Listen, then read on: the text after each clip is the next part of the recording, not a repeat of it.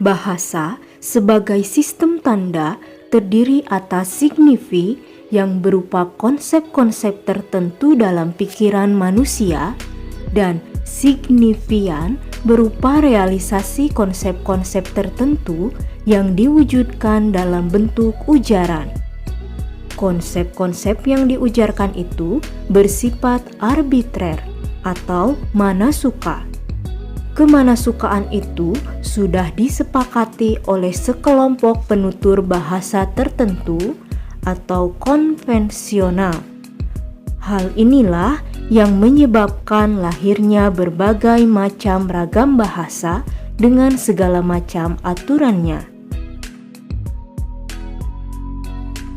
Dalam setiap bahasa ragam tulis, setiap bahasa memiliki aturan ejaan.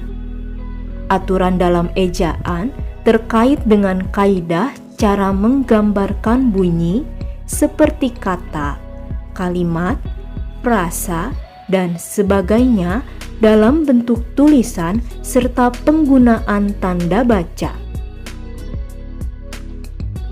Pada tahun 2015, peraturan terbaru mengenai EYD tertuang dalam Peraturan Menteri Pendidikan dan Kebudayaan Nomor 50 Tahun 2015. Dalam peraturan tersebut dinyatakan bahwa pedoman umum ejaan bahasa Indonesia yang disempurnakan dipergunakan bagi instansi pemerintah, swasta, dan masyarakat dalam penggunaan bahasa Indonesia yang baik dan benar. Oleh karena itu, peraturan ini menjadi acuan penggunaan ejaan dan tanda baca bahasa Indonesia menggantikan peraturan tentang ejaan yang disempurnakan atau EYD pada tahun 1972.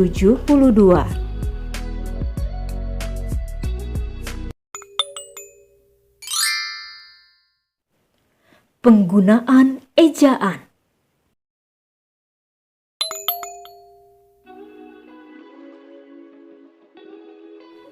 Penggunaan ejaan yang harus diperhatikan antara lain pemakaian huruf seperti huruf kapital, huruf miring, dan huruf cetak tebal. Penggunaan ejaan yang juga harus diperhatikan terkait penulisan gabungan kata, partikel, singkatan, akronim, dan penulisan istilah. Berikut ini kaidah penggunaan ejaan dalam bahasa Indonesia yang didasarkan pada Peraturan Menteri Pendidikan dan Kebudayaan Nomor 50 Tahun 2015. Aturan penggunaan huruf kapital. Yang pertama, huruf kapital dipakai sebagai huruf pertama awal kalimat. Misalnya seperti contoh berikut ini.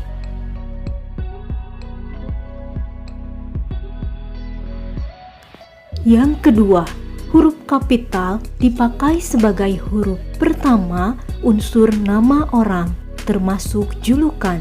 Misalnya saja seperti contoh berikut ini.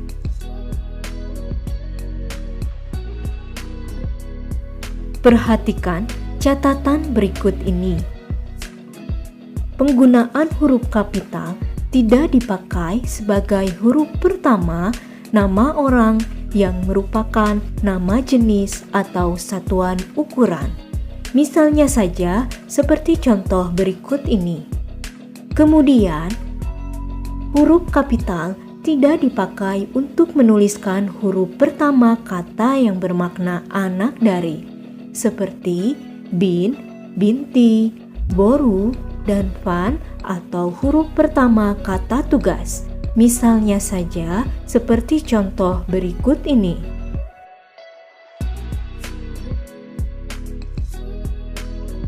Yang ketiga, huruf kapital dipakai pada awal kalimat dalam petikan langsung. Misalnya saja seperti contoh berikut ini. Yang keempat, huruf kapital dipakai sebagai huruf pertama setiap kata nama agama, kitab suci, dan Tuhan, termasuk sebutan dan kata ganti untuk Tuhan. Misalnya saja seperti contoh berikut ini.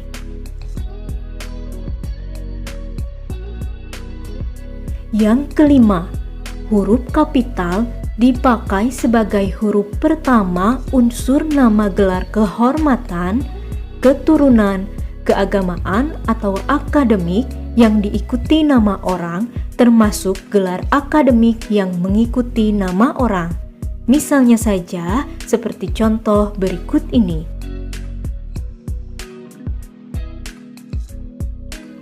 Kemudian, huruf kapital dipakai sebagai huruf pertama unsur nama gelar kehormatan, keturunan, keagamaan, profesi, serta nama jabatan dan kepangkatan yang dipakai sebagai sapaan.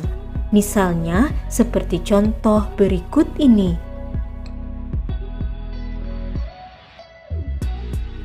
Yang keenam, huruf kapital dipakai sebagai huruf pertama unsur nama jabatan dan pangkat yang diikuti nama orang atau dipakai sebagai pengganti nama orang tertentu, nama instansi, atau nama tempat. Misalnya saja seperti contoh berikut ini. Yang ketujuh, huruf kapital dipakai sebagai huruf pertama nama bangsa, suku bangsa, dan bahasa. Misalnya saja seperti contoh berikut ini. Yang kedelapan, huruf kapital dipakai sebagai huruf pertama nama tahun, bulan, hari, dan hari besar atau hari raya. Misalnya saja seperti contoh berikut ini. Kemudian, huruf kapital dipakai sebagai huruf pertama unsur nama peristiwa sejarah. Misalnya saja seperti contoh berikut ini.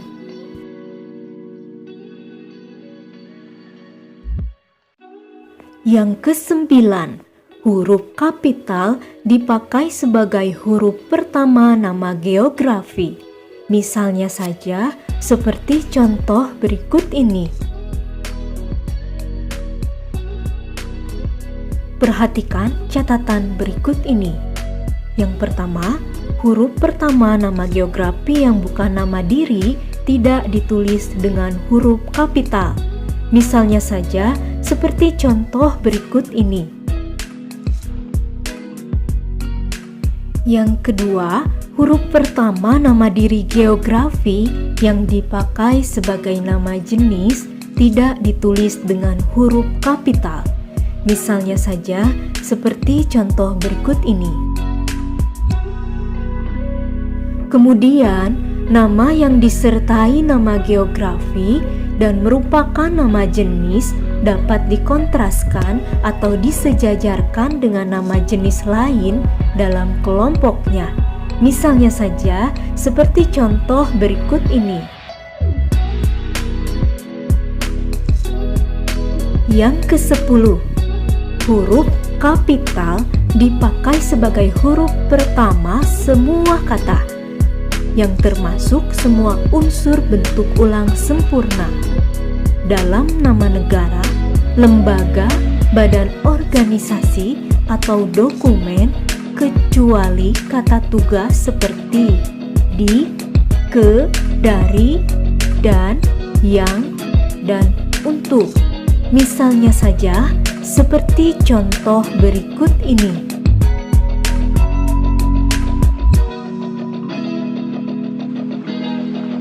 Yang ke-11, huruf kapital dipakai sebagai huruf pertama setiap kata, termasuk unsur kata ulang sempurna di dalam judul buku, karangan, artikel, dan makalah, serta nama majalah dan surat kabar, kecuali kata tugas seperti di, ke, dari, dan, yang, dan untuk yang tidak terletak pada posisi awal. Misalnya saja seperti contoh berikut ini.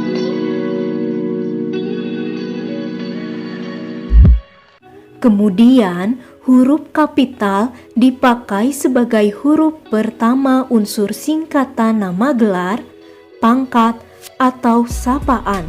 Misalnya saja seperti contoh berikut ini.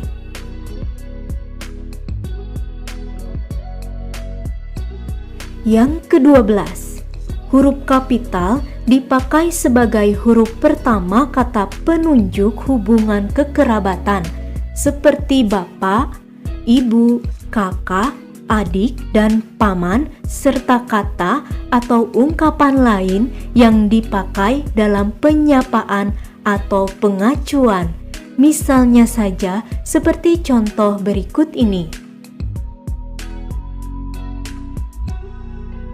Perhatikan catatan berikut ini. Yang pertama, istilah kekerabatan berikut bukan merupakan penyapaan atau pengacuan.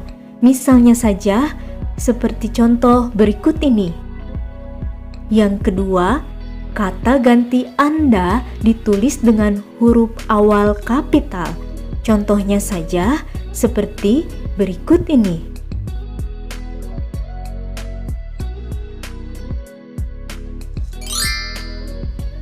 Selanjutnya, aturan penggunaan huruf miring. Penggunaan huruf miring dalam ejaan yang disempurnakan dalam ketikan menggunakan jenis huruf italik. Jika ditulis dengan tulisan tangan, huruf atau kata yang akan dicetak miring digaris bawahi. Berikut ini kaidah penggunaan huruf miring. Yang pertama, huruf miring dalam cetakan dipakai untuk mengkhususkan atau menegaskan huruf, bagian kata, kata atau kelompok kata. Perhatikan contoh berikut ini.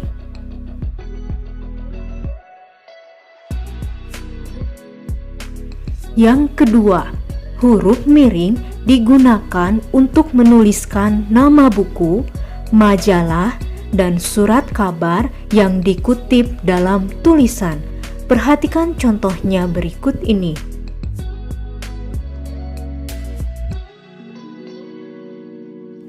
Yang ketiga, judul makalah, skripsi, tesis, atau disertasi yang belum diterbitkan dan dirujuk dalam tulisan tidak ditulis dengan huruf miring, tetapi diapit dengan tanda petik.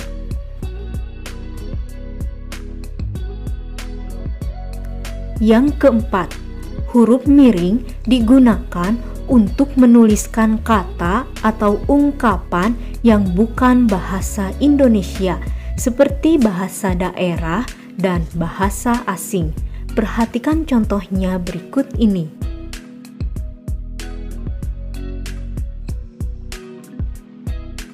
Yang kelima, ungkapan asing yang telah diserap ke dalam bahasa Indonesia tidak ditulis miring. Perhatikan contohnya berikut ini.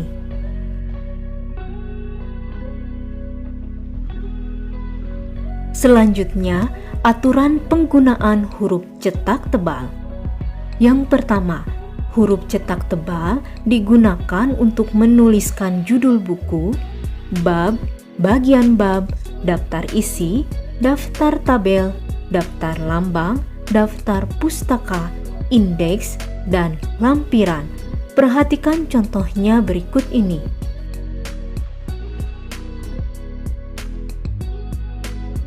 Yang kedua, huruf cetak tebal digunakan untuk menuliskan tema dan subtema serta untuk menuliskan lambang bilangan yang menyatakan polisemi dalam kamus. Perhatikan contohnya berikut ini.